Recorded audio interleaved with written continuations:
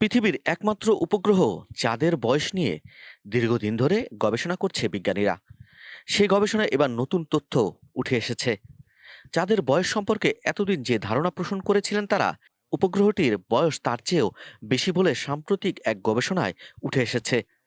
ধারণা করা হয় চাঁদ তৈরি হয়েছে মঙ্গল গ্রহের আকারের কোনো এক আদি গ্রহের সঙ্গে পৃথিবীর সংঘর্ষের সময়। এটি ছিল গ্রহ হওয়ার প্রাথমিক পর্যায়ের একটি শিলা, আর এই সংঘর্ষটি ছিল পৃথিবীর ইতিহাসে দানব আকারের প্রথম ফেলা সর্বশেষ ঘটনা। বিজ্ঞানীরা চাঁদের পাথরের নমুনা সংগ্রহ করে সেই সংঘর্ষের নমুনা অনুমান করছেন বলে প্রতিবেদনে লিখেছে ব্রিটিশ গণমাধ্যম স্কাই নিউজ। পাথরের এইসব নমুনা চাঁদের প্রাচীন ম্যাগমা মহাকাশ থেকে ফটিক্স হয়ে গেছে বলে ধারণা করা হয়। তবে সংঘর্ষের পরেও এগুলো চাঁদের পৃষ্ঠে রয়ে যায়। এসব নমুনা বিশ্লেষণ করে বিজ্ঞানীরা বলছেন যে চাঁদের বয়স হতে পারে আনুমানিক ৪৩৫ কোটি বছর। তবে বিজ্ঞানভিত্তিক সাময়িকী নেচারে প্রকাশিত সাম্প্রতিক এক গবেষণায় ইউনিভার্সিটি অফ ক্যালিফোর্নিয়া সান্তা ক্রুজের অধ্যাপক ফ্রান্সিস নিম্ম ও তার সহকর্মীরা যুক্তি দিয়ে বলেছেন চাঁদের বয়স এর চেয়েও কিছুটা বেশি হবে।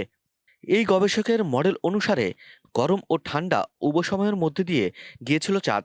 ফলে এই পৃষ্ঠটি ঠান্ডা হয়ে কঠিন হওয়ার পর তা আবার উত্তাপে গলে যায়, যার অর্থাৎ চাঁদের শিলার এসব নমুনা অনেক আগের সময়ের হতে পারে।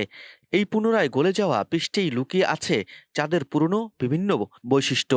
চাঁদের তাপীয় মডেল, এর জ্বালামুখ ও নির্দিষ্ট কিছু খনিজ পদার্থের বয়স পর্যবেক্ষণ করে অধ্যাপক নিম্ম ও তার গবেষণা দলটি এখন ধারণা করছে চাঁদের বয়স হতে পারে ৫৫১ কোটি বছর পর্যন্ত, অর্থাৎ যে সময় ধারণা করা হয়েছিল এর চেয়ে এখনকার হিসেবে যোগ হচ্ছে আরও ১৬ কোটি বছর। প্রসঙ্গত, এই মুহূর্তে চাঁদের প্রতি আগ্রহ রয়েছে বিশ্বের বিভিন্ন দেশের। চাঁদের দক্ষিণ মেরুতে পৌঁছানোর জন্য রীতিমতো প্রতিযোগিতা করছে এসব দেশ। তাদের ধারণা চাঁদের দক্ষিণ মেরুতে পানি থাকতে পারে, আর মানুষকে মঙ্গল গ্রহে পৌঁছাতে সহায়তা করার জন্য চাঁদের দক্ষিণ মেরুতেই ঘাঁটি নির্মাণের পরিকল্পনা করছে যুক্তরাষ্ট্রের মহাকাশ গবেষণা সংস্থা নাসা।